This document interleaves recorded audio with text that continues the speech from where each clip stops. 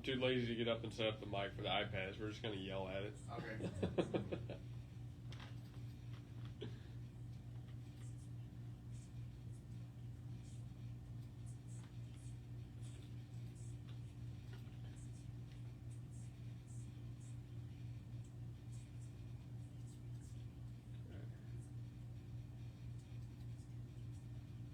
That was Sue. Yeah, I was gonna say.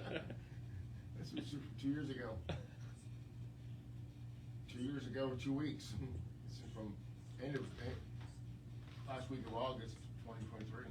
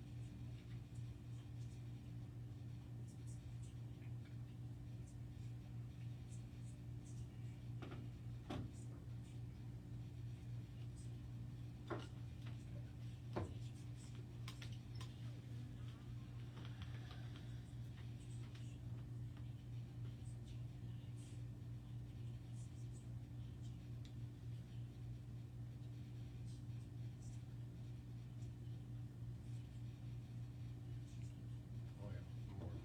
Right on it.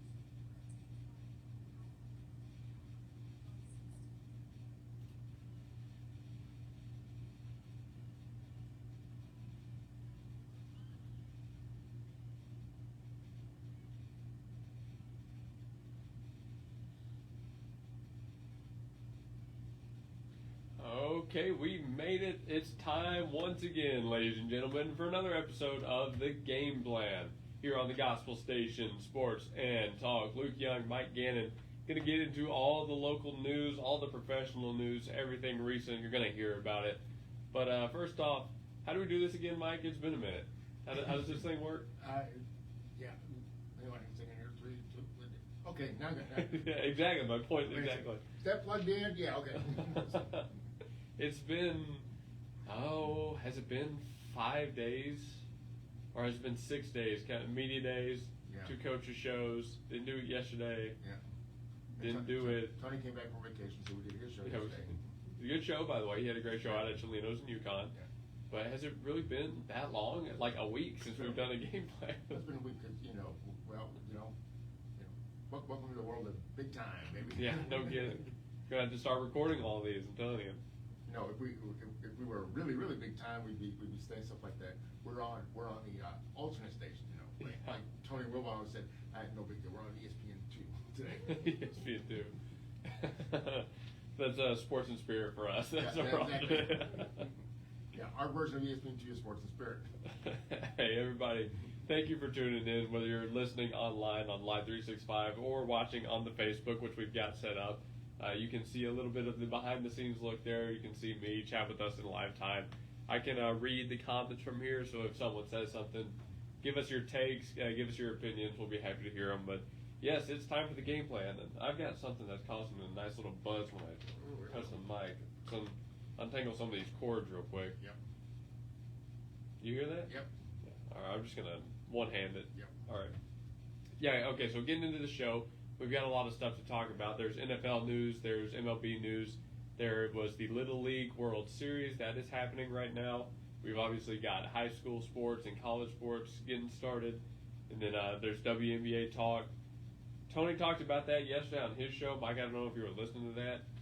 We can open with this because I'll let you go for it because I'm kind of in the same situation I was yesterday. He offered to keep me on to talk about that, and I said, I'm good. I don't want to touch that thing. I will mention it in passing. That's about all the WNBA talk I want to get into currently. All right. I will say, apparently there was a fourth. Okay. That's all. If you don't know, you don't know, and we're going to keep it that way. But apparently there was a fourth. But Mike, you and I were talking a little bit about it again before the show. You said one of the other hosts that is doing this had a lot of strong opinions about WNBA on the show recently. Yeah, and yes, and that host just doesn't like the style of play, doesn't like the product at all. He just finds it, not interested to him. That's which is fair. Yeah, that's fair. Which is fair. I mean,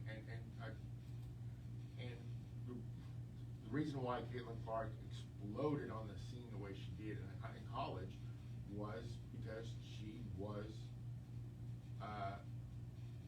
is Steph Curry. She's a female mirror image version of Steph Curry. She's about the same height, and she shoots those long three-pointers. And so that's why everybody gravitated her in her college years, and she got all that massive NIL money, and now she's got the endorsement deal with Nike, and that's because her game was closer to the NBA game, which the women's game has had flashes of that over the years, but historically it's always been a old school 1960s, put it in the paint, drive, put it in the paint to your center, and throw elbows at each other type of game. Yeah, I mean, to your point, the NBA is what works. If you're playing, basketball in this day and age, that's what works. So anything that is closer to that is going to be a little bit more successful.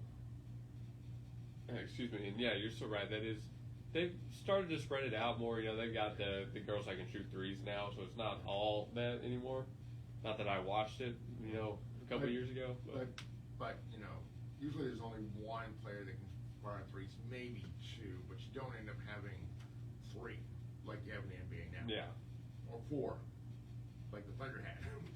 Thunder had four guys that can rank from three-point land. That's true. More than 32% or 31%, Yeah, So, they're not running teams like Boston where they just shoot the three, live and die by it. They're not running, live and die by threes. They're not doing that, and they're not doing Detroit circa 1985 where they tackled Michael Jordan to keep him from shooting.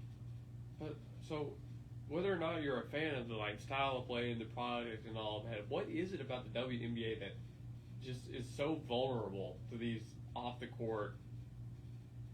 I wanted to say shenanigans, but lawsuits now because the one kid that threw the fourth thing was fined and arrested on assault charges and stuff. So it's now upgraded to lawsuits and legal action. Yeah. What is it about the league that is so vulnerable to this? Why is this happening? It's because when the player that everybody wanted to see arrived, she literally was being tackled, and the audience didn't like it. Majority of the audience didn't like it. So you think it all circles back to just Clark? Yep. That's fair. I mean, I definitely heard more about it since she's been in the league. Again, I didn't keep up with WNBA much at all prior to doing this, but I guess that makes sense. I can see how it goes from that. Yeah, it all stems from that, and like I said, are you okay? I'm throwing on my Bob Ryan hat, tie on you, gold school on you. Okay? You're our publicatory. I'm your Bob Ryan. So, are you familiar with what the attitude was like when Larry Bird was playing for Boston and he played the Knicks or he played the Lakers? Yes. You've seen documentaries, the hatred, the vitriol, the Christian Laettner hatred that was spewing in 1991, 92. Yes. Okay. I am familiar. Caitlin Clark is getting the exact same treatment. That's what it is. And for all the same reasons across the spectrum. Yeah, that one and that one as well. And we'll just leave it at that. But it's the exact same thing. The superstar arrives and just and half 3/4 of the old school guard just doesn't embrace it and doesn't want it. But they're bringing a whole new batch of audience, and it's going to grow the sport, and it is the future. And the old school guard is just going to have to realize that the world has changed, and we're all going to get rich. And that's what golf had to do with Tiger Woods. The same thing, because they didn't like Tiger when he first showed up. I mean, he was making noise in 94, 95. He shows up in 96, does well as the Masters. He comes around 97, he wins the thing going away. And a lot of those old school guys were getting mad until over the course of that year, 97 into 98, when the attendance at the events was going through the roof. Even the PGA Tour events, at that time, I think John Deere had the sponsorship on that particular event, and Tiger was there, and I think the attendance like almost doubled in the galleries. So everybody just looked around and said, okay, we made the kid's annoying. The kid's annoying in that sense that he can outplay us all. We're all gonna get rich. There's a lot to unpack, yeah. Yeah, it's a lot to unpack. And like I said, look at the documentaries they've made about Boston versus the Lakers, Boston versus New York, and you'll see all these parallels and just go, that's it. That's the root of it.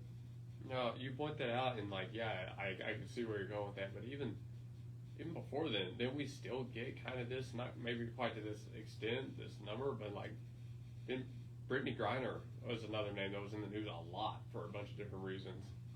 And when she was a couple years before Caitlin. Yeah, but she didn't have the following in college that Caitlin had.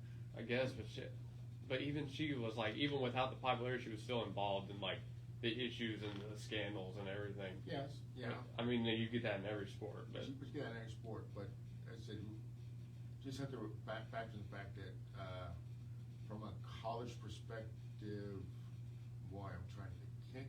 From a college perspective, Caitlin ended up being Christian Laettner in the college sense. That would have been her parallel.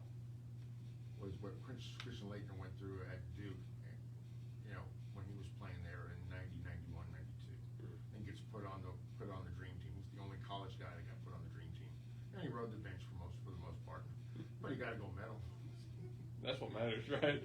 And so did the Jays did last year on the Olympics. They got the medal. Yeah. Hey, as long as you get the hardware, right? And to note, viewership was up for the Olympics last year in Paris, which was a year ago, and it was up on everything: gymnastics, men's basketball, track and field. The only thing that didn't grow was the women's basketball team, which had been dominating as far as winning gold medals for the last 20 years, but they didn't have Caitlin Clark on the team.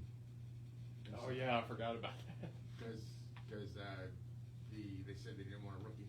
And the new book about Caitlin Clark was written by the columnist from USA Today, who is a experienced journalist. She's one of the top 5 journalists in the nation in sports media. She flat out say, it was it was the whole Tiger Woods, Michael Jordan, Larry Bird, this rookie. We want to teach this rookie a lesson, and the rookie's not going to get to be on our team.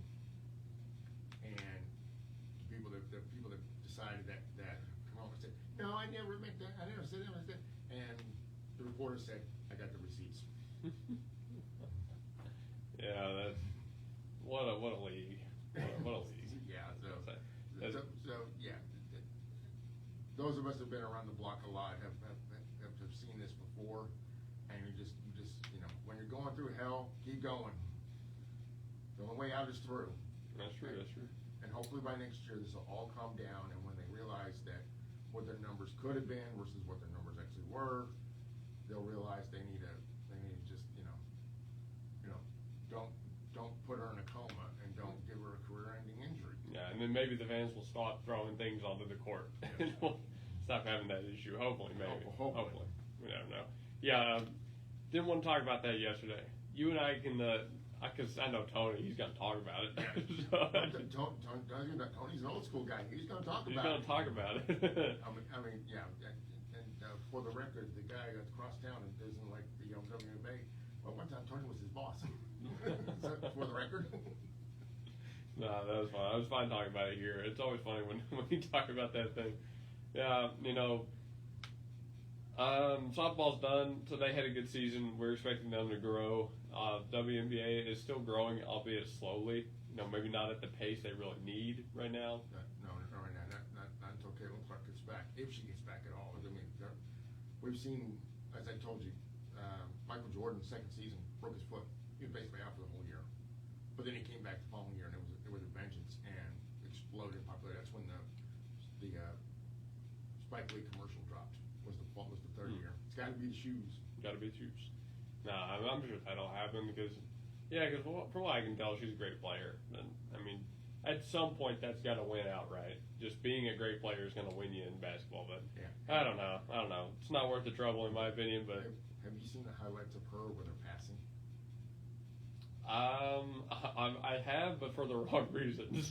but like I said, the way she will pass the ball, she sees the whole court, and she is scary good at the passing. It is frightening. If somebody's doing the back cut, how she will like thread a needle and get it to them, and it's easy too. It is scary. I know exactly what you're talking about. I can see the video in my mind, but I saw it not because of the pass, but because the finish wasn't there for the other girl. That's why I saw it. Because the other girl was like, "What? It got here how fast? You throw it how hard?" Okay, I got up my game. This is a funny video, so. All right, we gotta stop talking about this. Listen to our first break. You're listening to the Game Plan on the Gospel Station Sports and Talk. We got 3 more segments. We're gonna talk some, pro baseball, pro football, college sports, local stuff, all the usual. So we'll come back after this. Okay. Here we go. Yeah, I know. We're going to say the G word. I know. Hey, we're still live. Oh, that's so funny. Like, I can picture it's the bounce pass, and they either just don't catch it, flat out don't, or they throw it up and it goes nowhere. It's just a break. It's the bottom of the arena. That's why I saw those videos. Yeah. But by the end of this, there were a couple of players that were on her level and were really good about it. And then when she played the All-Star game last year and was doing that, she was playing against the girls from the Liberty and Angel Reese had a few of those type plays, and it was pretty impressive. But Angel Reese's problem is she believed her own press, thinking she was going to be able to be the rival, and it's like no. He's like, Angel, you didn't win, and Caitlin didn't win. Both of you lost because the refs kicked you both out of the game after the first quarter, and the bench won the game. Was it Reese who said to that reporter, "You made 1,400 in 7 days. I made 1,400 in a week"? Was that a real quote? Something like that. But I wonder why we can't take them seriously. But they're just not used to the game. They don't get the media training that the guys get now. Okay. Like I said, they're stuck 30 years back, and it's going to take them. It's going to take them a while to get to the 21st century. That's why LeBron and Steph and Clay and some of the guys, a couple of guys in the Thunder are just looking at everybody going, why? Because her game is like their game, and they're like, I think it wouldn't be as bad if Kobe hadn't died and his daughter had died, because his daughter would have been in college right now, and she would have been she wanted to go to UConn. I think if she was around, that would help alleviate some of this hostility toward a high flying modern NBA style player in their league, which is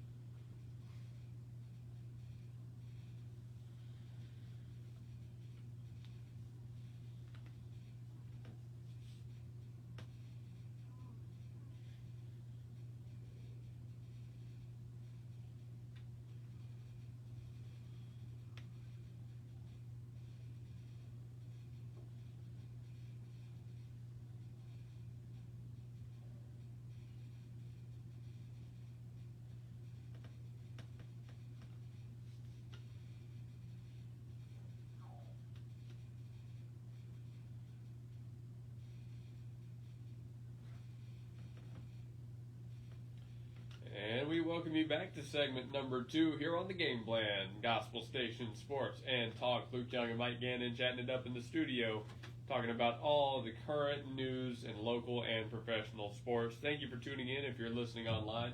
You can also watch us on Facebook Live on Gospel Station Sports and Talk page. We are live there as well. You can see me. Hello, Facebook.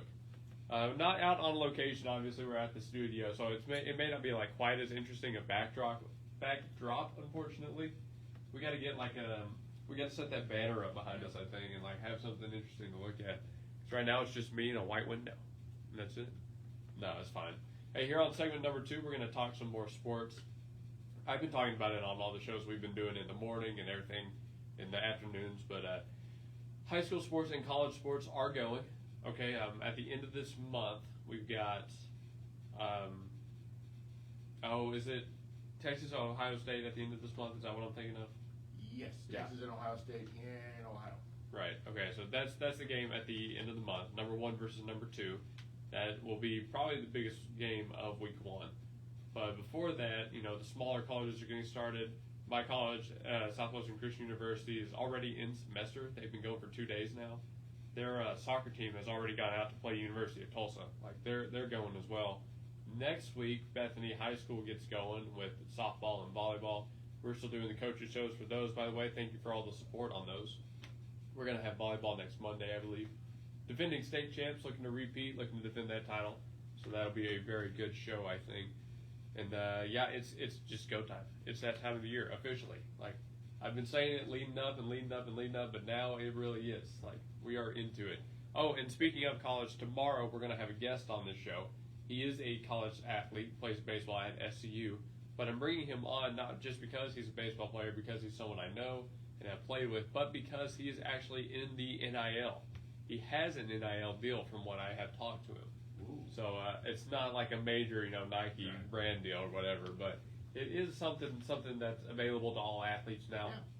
Yeah. If you go down and get a deal with one of the local car dealerships, or you can get a deal with Zaxby's or somewhere like that and get free food. It's honestly perfectly legal now. Yeah, I have no idea what he's got. That's why I'm bringing him on tomorrow, because we're going to talk about it. Because when this started, this started while I was in college.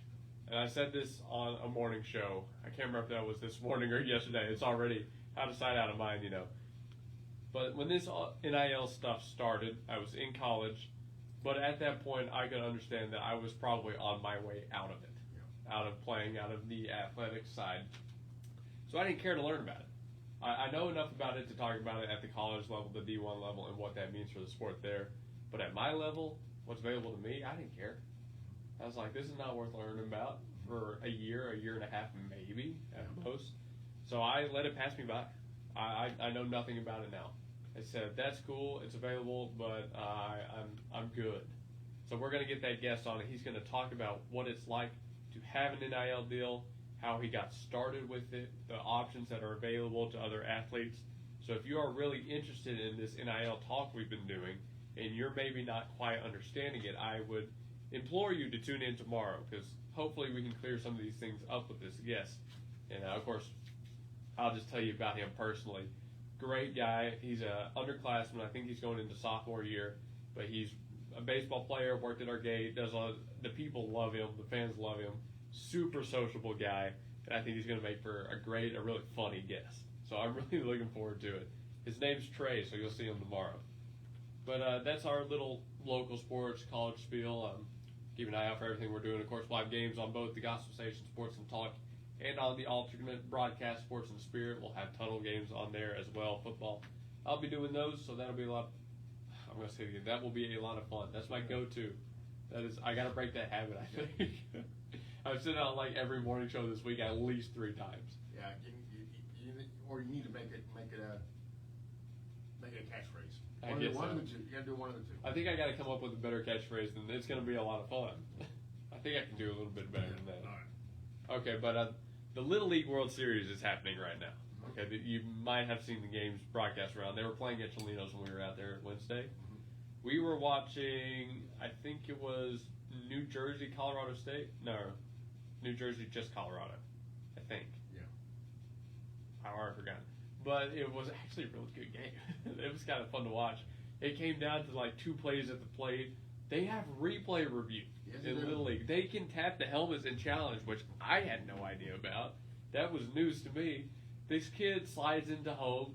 He says the tag misses him. It was play the play. He tries to tag him on the side. Maybe gets him on the leg. He's called out at the plate. He gets up. And he's like, no. And he walks back to his dugout, taps his helmet. And Tony is live. He's like doing his segment. I see that. I like whip my head around, and Tony was like, they have challenge in Little League now? And he started laughing in the middle of what he was saying. He said, yeah, he did. So we started watching the Little League game, completely interrupted whatever he was talking about. And we started going with Little League, talking about challenges, talking about whether or not it got him out, and like that landscape. There, I've seen some highlights from Little League.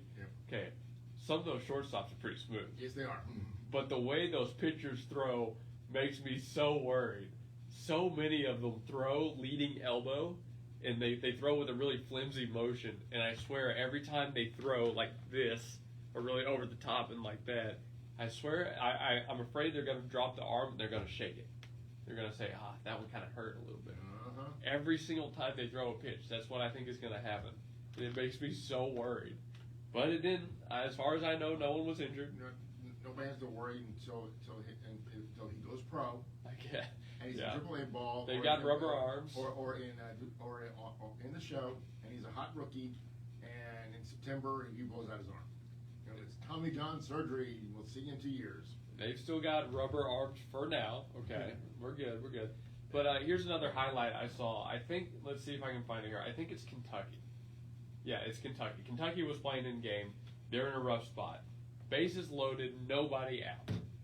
Manager comes out, brings the infield in. He's going to talk to them on the mound. And this is Little League District 22 on Facebook that has the video. The Kentucky manager, Jake, I think I'm pronouncing this right, Riordan, goes out, brings the kids in, and he says, I hope this is right. He says, did you know koala bear isn't actually bear? Doesn't have the qualifications. And then he turns around and walks away. And Kentucky gets out of it without giving up a run. Oh, he went old school. No, they gave up 1 run. And Kentucky, I think, holds on for the rest of the game.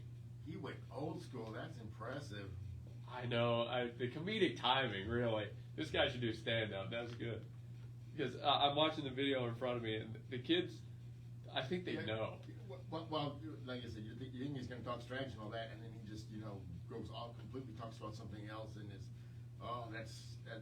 that's impressive, man. It's nice to see current generation embracing the old school philosophy of everybody relax. Relax. Yeah. No, it's so funny. Did you have any of your coaches ever do that to you? No, I don't think so. I have a story. My mom has done that before. My mom, when she played softball, fast pitch, slow pitch, all that, she would pitch and catch and play outfield every now and then. There was one story she would tell. Again, I don't remember what the game is. I'll have to get with her after this. But my mom is in a rough spot. Yeah. And her catcher comes out, I think it was. Just walks out to the mound. Same thing as in this video. Straight face, dead serious. Goes out to there, glove up, over the mouth, and just tells her a stupid joke. Turns around, walks away. And then she was fine after that. That's all. No strategy, no encouragement, no nothing. Just something to break the nerves. Because that's what's they're supposed to be fun, right? And especially for kids in the Little League age, it's just supposed to be fun. Did your parents ever show you Bull Durham? I've seen Bull Durham. Yeah. That's actually one of the comments on the video. Straight out of Bull Durham. What guys said? Guys, what's going on? Well, we got a wedding to go to. And the coach just said, well, you can't go wrong with, he names off 3 things, and then he turns around and walks away. It's like, and everybody's fine to get out of the inning. That's one of these comments literally says that coach needs to memorize the Bull Durham quote and use that the next time. But dude, it's so good to see. It's like you said, that kind of old school style of calming down a pitcher. Every time I tried to pitch like that, that would work for me, but I don't know if it would get me out of an inning. Okay, if I was pitching, I probably really needed help, pitch selection and location. I wasn't a good enough pitcher to just laugh and be better. What's the best? I haven't had a chance to ask you this. So, what did you top out on speed wise? Did they ever get on you? When I was pitching, I had no idea. When I was throwing from the outfield or Yeah. whatever, Yeah. high 80s. Okay. I was very bad at getting my entire body into it. Yeah. So sometimes the arm would be kind of disconnected from the lower half. Yeah. But I could throw it pretty decently hard when I got really everything included. Yeah. It was just that happened pretty rarely. Okay. And what was your best play ever? Like from there to third or there to home. My best play ever? From the outfield to home.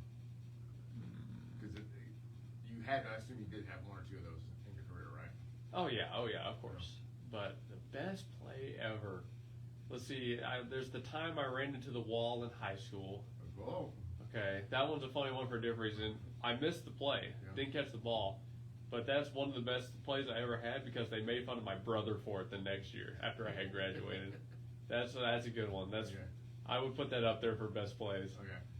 But oh man, I might have to think about this over break. Okay. 'Cause I've got a couple. I can think of. Yeah, we'll send it to break. I'll come back with an answer for this question, I think. Listening to the game plan on the Gospel Station Sports and Talk. Halfway point of the show, so 2 more segments after this. Stay tuned.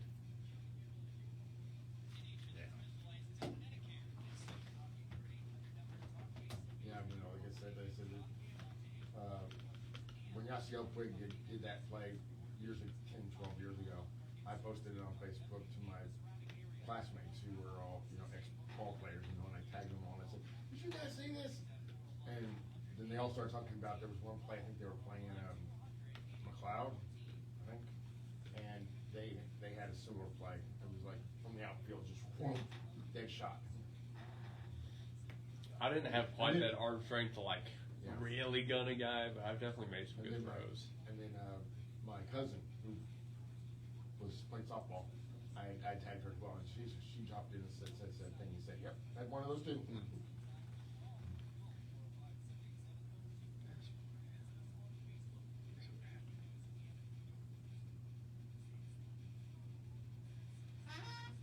Are we saying in a game or just ever?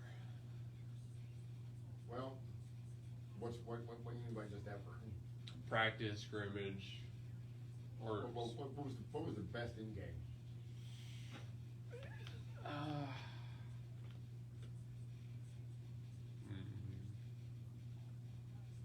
Best in a game.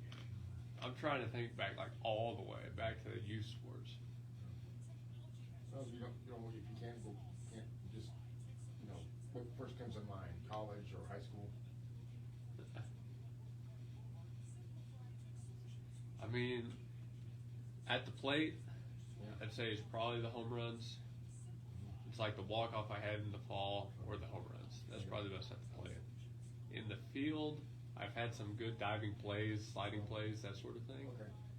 And there was this one play, and it was in an inter squad, so it was a practice, not a game. But one of our best hitters at the college was up. Yeah. He ropes one. Okay. We'll Okay, we'll save it. Okay, so you locked in on one, so we'll do it. We'll talk about it.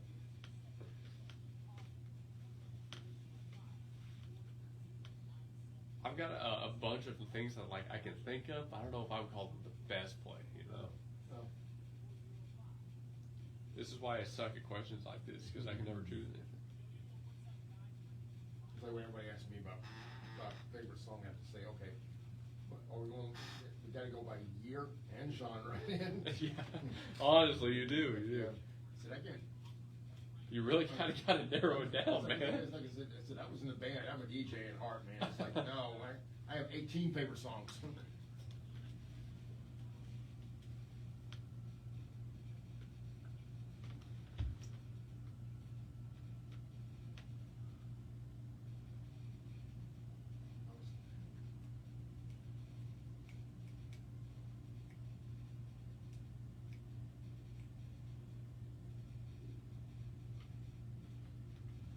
We're back on the game plan here for segment number 3. Thank you everybody for tuning in on the Gospel Station Sports and Talk or on the Facebook Gospel Station Sports and Talk page.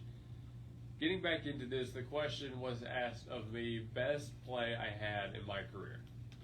I've had a long career, been playing for almost 2 decades. I'm trying to think back all the way to youth. I played pretty much everywhere, short, second, third, outfield, pitcher. I've got about as many highlights as I have coming to mind. It's hard to choose one that would be the best. I've got a lot that are really my favorites, and for all of the good plays, I've got probably just as many lowlights, which I could talk about. But if I'm going to best plays, I'm thinking walk-off in the fall, my freshman year. That gave me one of the best pictures I've ever had taken of me. It was one of the best feelings, and it was off of an upperclassman varsity arm who I became really good friends with. Is that or the 2 home runs? Because I had the first home run I had never expected to happen. I never expected to hit a home run in my career ever, but that was one of the best feelings ever. I still have memories of that. I've still got the video on my Instagram account. The second one was kind of it wasn't just a fluke. I can do that, but I didn't maybe have quite the emotional impact as the first.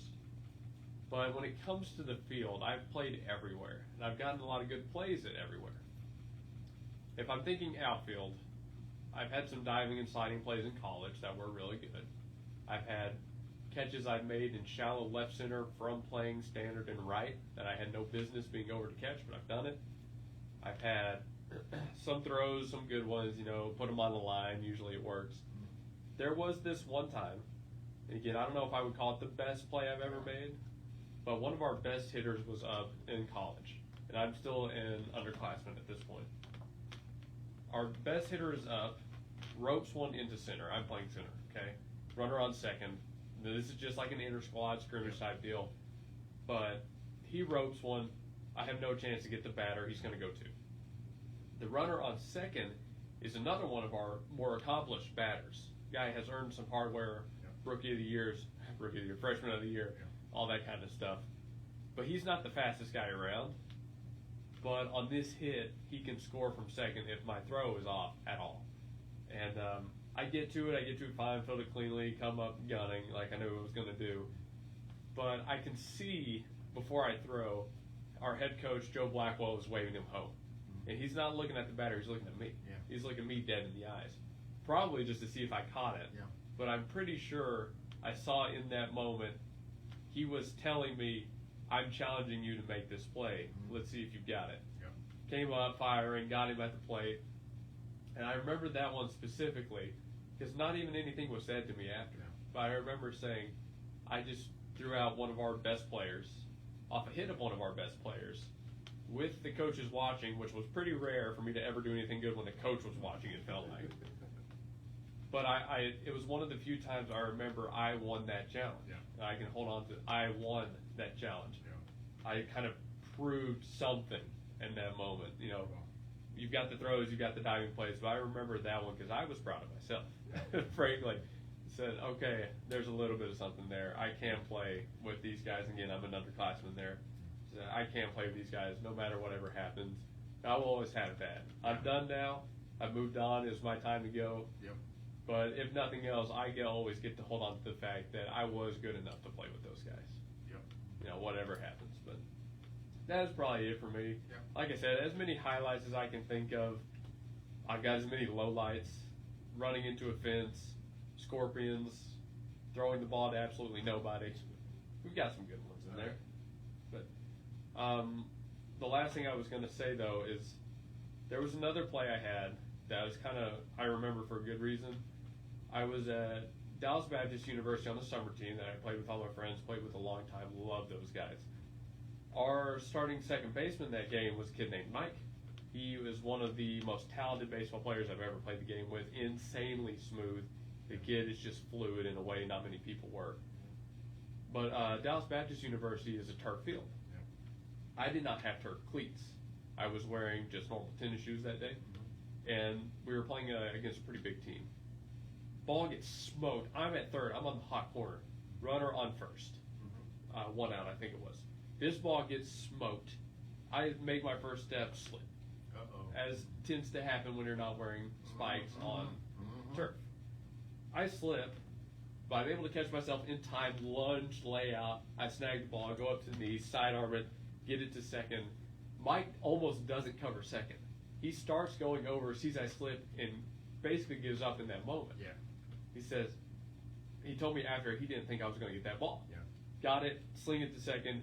He manages to get there in time for at least one. I think he rolled two, but I don't remember that much now. But I remember that because we got out of that inning without any damage given up. And he comes to me in the dugout and he says, "I can't believe you got that ball. I didn't think you could do it."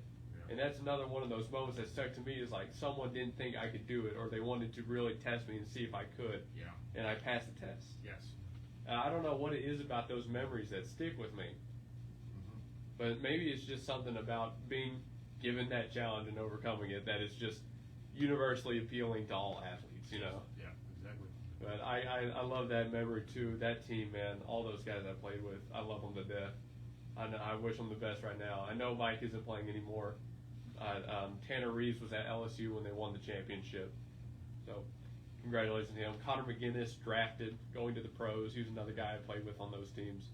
Love those guys. All right, cool. They have some of the best memories I will ever have.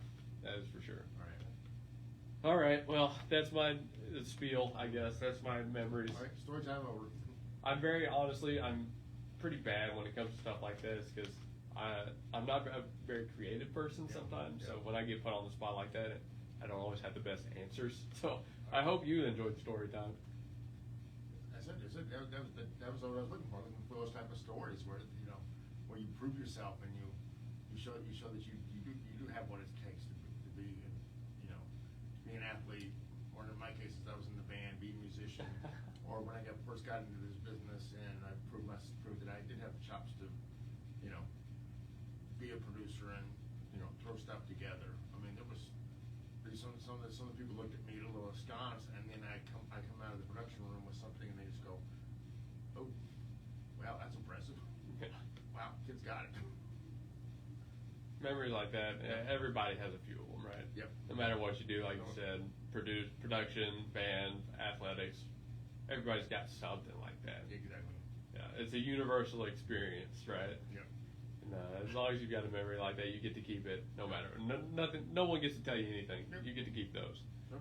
Yeah, that's the best part. I get to claim state championship. Yeah, there you go.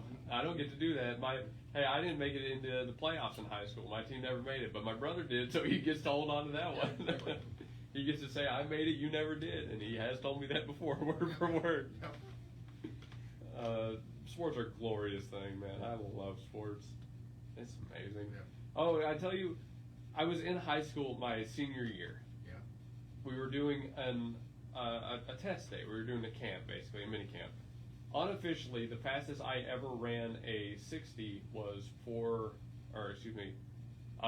fastest I ever ran a 40 was a 4.445. Okay. Which is pretty good. That's not like professional 4.2, 4.3, Yeah. but 4.445 was faster than anybody else that ran it. Yeah. That's faster than a lot of people run it in college. Yeah. And although it was unofficial, I still remember that as kind of like my peak.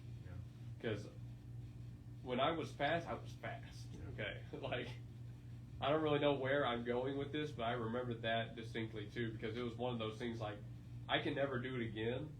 But that was kind of what I saw as like the flash of potential, right? Yeah. Like as you say, it's like, okay, that is what I'm capable of. Didn't end up going this way, went into broadcast, stopped playing. But remember, it's like I have to wonder, what if you had gone the other way? What would it have been like? I'm sure you've got thoughts like that too. I've got thoughts like that too. I had my frustrations in the band world too. I couldn't play fast, and I couldn't play super high. I could get about, which for people wondering what I mean, fast. I'm talking Dizzy Gillespie and Charlie Parker on a trumpet, which is hard because you don't have as many keys, and I couldn't play that fast. And high means like a certain pop song, like a song called "Time Won't Let Me" from the '60s, which has this huge high horn part at the end that you really recognize.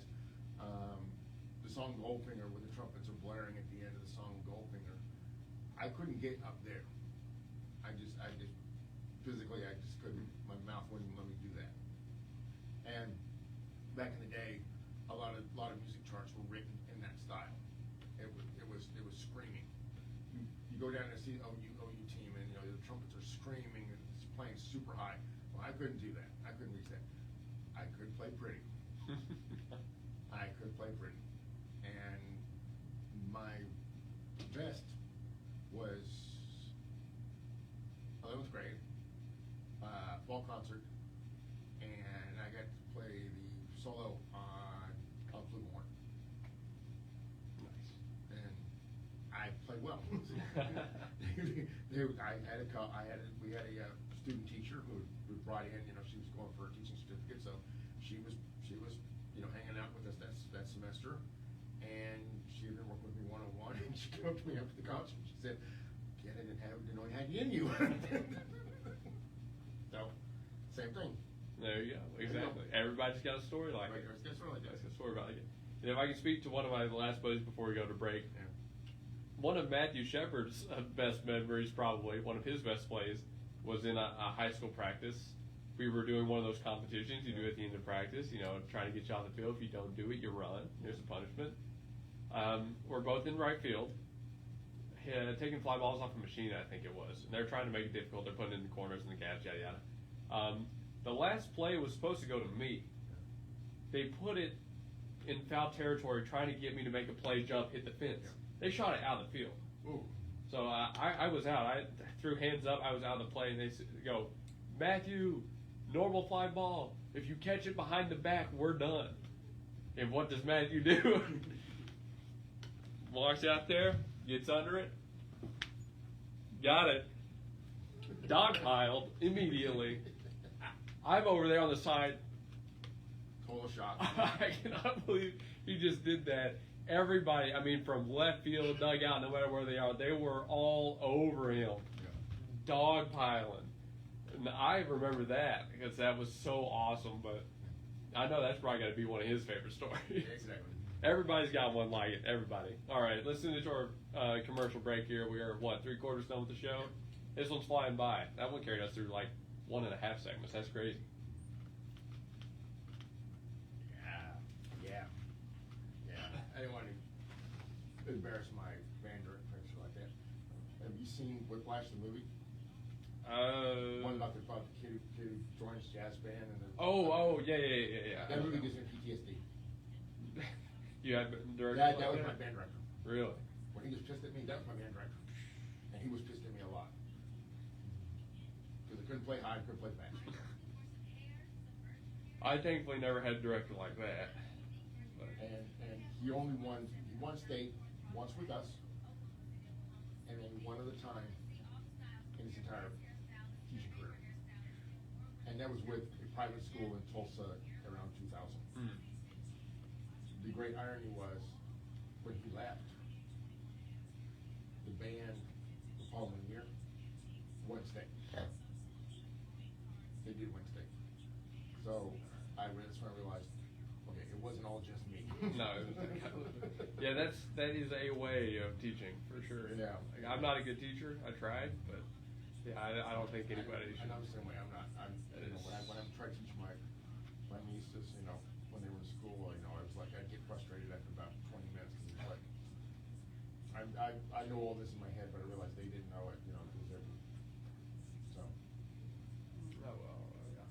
Dude, I love band. Playing drums was so much fun. Yeah. So much fun. How many people we got?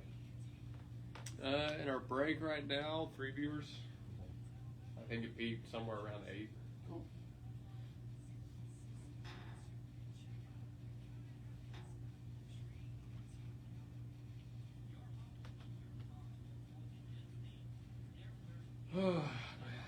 What you got going on tonight besides going back to work? I gotta finish that. We gotta finish that assignment. That's it? Take care of it, and then I'm just gonna go home. Nice. We got mention back. We got preseason is in full swing. Yep, I was going to. Starts tonight. 3 games. It's gonna be all weekend long. We have a Monday night game this week, don't we? I think we have all the way through.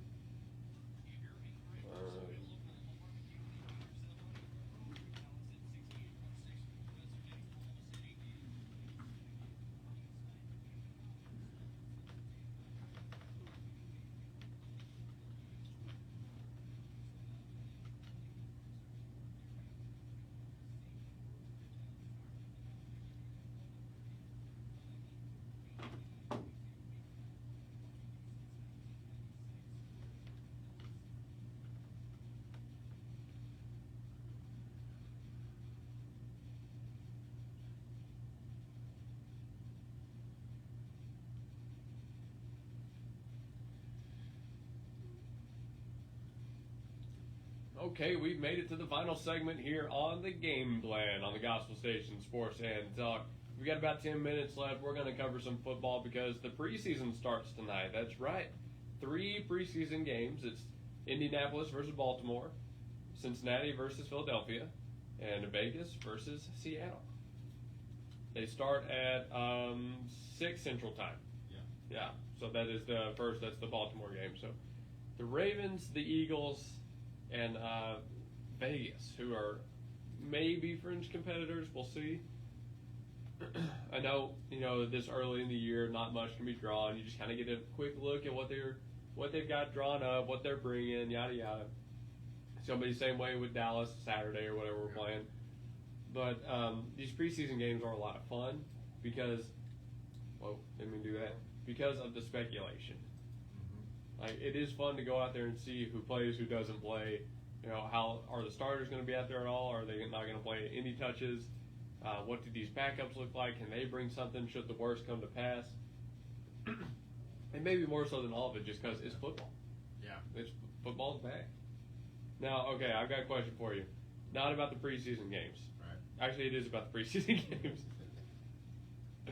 Quarterback Shedeur Sanders will start in the Browns' preseason opener. He's going to start? He's starting. The Browns, historically not known for producing great quarterbacks. Do we think this is going to be another entry in the long line of failed Browns franchise QBs? Or underperforming?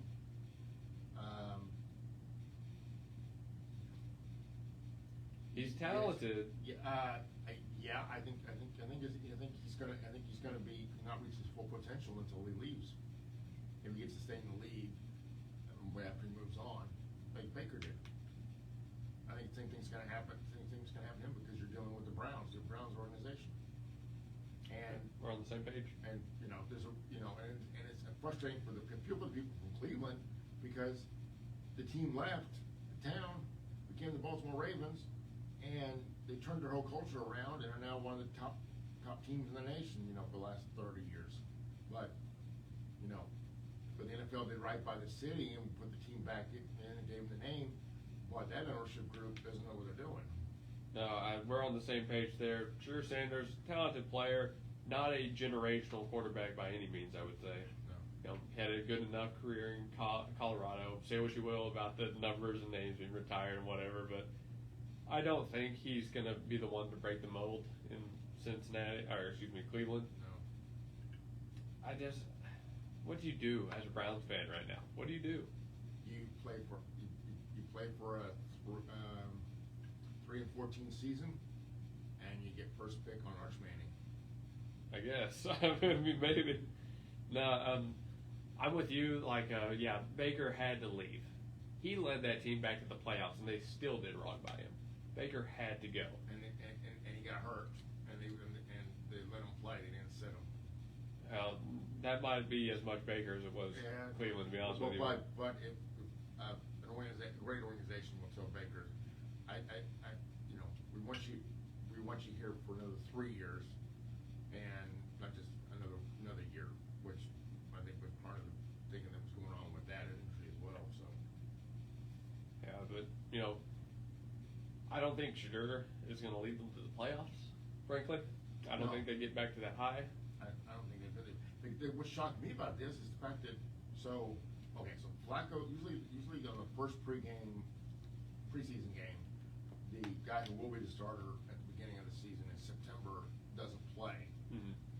So that means Flacco's out. I'm surprised they're giving it to Shedeur over Kenny Pickett or Dylan Gabriel. That's what shocked me. I thought Dylan would have gotten the first shot. I guess they just want to see what he's got, right, in a game situation, because, yes. Yeah. And who are they playing tonight?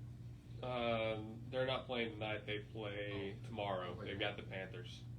Okay. They play Panthers. Okay, that makes sense. So, Shedeur with the ones against the Panthers and their ones. That is yes. They are looking to see what they have in a true game scenario. I think so. I would not be surprised. I'm kind of with you. I wouldn't be surprised if Gabriel starting by actual week 1. I wouldn't be that surprised if Flacco was starting, although I don't think that'll happen. But Is it? How much of Shadur is legit? How much of it is just the hype, the media, the news? And the league he was playing in. I think it's. I don't see this going well for Sanders. I think if he sits and gets a year or whatever to develop, whatever you want to say, maybe he'll have something. But whatever success he's going to have, it's probably not going to come in Cleveland, and that's just what I say is the bottom line. Yeah. Gabriel could have a different story, maybe, I don't know. But at least for Sanders, I'm not sure how well I see this working out. Yeah. It's another one of those things, man. I've started to say recently, you don't want to be a top pick. I know that's a lot of people have been saying that longer on, but I've gotten on board that train. You don't want to be the one pick. You don't want to go first overall, because then you go to a bum organization that's going to ruin your career, like what almost happened to Baker. And then where do you go from there? Baker saved himself. You know, Kyler still has his career. He's come in and out of things, doing his stuff. Hurts, great career out in Philadelphia, Super Bowl champ. But how close have Baker and Kyler been to not having those careers anymore? And, I mean, Cardinals aren't like a historically bad team. They're not a great team. No, they've only had flashes of greatness twice in their entire history. Yeah. And that was with Larry Fitzgerald, and they went to the Super Bowl, and then back in the 70s with Deardorff was on the line. Yeah. But like recently, they've not been the absolute bottom of the barrel. No. Getting that number one pick for Kyler was what? That was the lowest they've been, or something. Yeah. That was coming off the Super Bowl run. Yeah. So even they are kind of feel like almost a tier above Cleveland.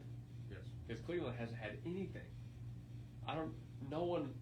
If I'm in the draft, I'm hoping I don't go number one because I don't want to go to Cleveland. But now you've got two young quarterbacks. This is the silver lining. Between Gabriel and Sanders, you've got two young guys who can compete for it, and they can really try and get the best quarterback to build around. Yeah. They've got Flacco as backup, Pickett as backup, whatever they've got. But at this current point in time, I don't see the situation ending well for Sanders. No. And don't they still have Watson payroll? Yeah, technically Watson's still on the payroll. That's ridiculous. Yeah, that is an organization. We'll say that. That is an organization. The NFL has suspended Vikings wide receiver Jordan Addison for the first 3 games of the 2025 regular season for violating the league's substances of abuse policy. Oh, boy. So there's our first suspension of the year, I think. All right. It didn't take very long. Didn't take long? Now, I wonder, okay, did you hear about the ammonia ban? No. Okay, so the league banned smelling salts. Is what we thought. It's what every article reported, every news line ever. Yep. Turns out that the league banned teams from providing smelling salts. Players can still bring their own. What's the motive? No idea. I've got no clue. But I guess this is the middle ground they were looking for. Again, I don't know. George Kittle was apparently working on this, so he worked something out. But I wonder if there's if you can get busted for substance abuse regarding that. Wait a second. Is it possibly connected to concussion protocol? I have no idea. It may be connected to that. I flat out just do not know. So you give the guy smelling salts, and he's kind of okay enough that maybe he passes concussion protocol and really shouldn't. So you don't give him the smelling salts, and then if he's out cold, he's out cold, and then you don't have to. Then he's in concussion protocol, and he's going to sit for the next 2 weeks. Maybe. I mean, I hadn't thought about it. That would be the only real thing I can think of why they would do that. Yeah, see, that's a great another perspective because I hadn't thought about that at all. I always thought the smelling salts is just a wake up, just like we get the energy back, clear up the sinuses, Yeah. I hadn't thought about it at all in regards to concussion protocol. So maybe, I mean, can't rule it out. Can't rule it out, and the NFL is real serious about that, and that's the reason why you can't touch quarterback anymore because you talked about how the tackling's been changed since. Yeah, it's stupid. I almost got into it again. By the way, if they're sliding, they're giving themselves up. They tried to get them to slide to make it safer for quarterbacks. They made it more dangerous for the quarterbacks. That's how stupid the new tackling rules are. But that's a whole nother conversation. Okay. That can make a whole nother hour-long episode in and of itself. But we'll save that for next time. How about that? Yeah. I'll ask Trey about it tomorrow. See what he thinks. Hey, we've come up to the end of this show. It is 5 o'clock. Thank you, everybody, for tuning in to this episode of The Game Plan. Good to be back. We'll have our show tomorrow and our guest on. Thank you for tuning in on the Facebook if you did there as well. But have a great rest of your night. Until the next time I see you, God bless.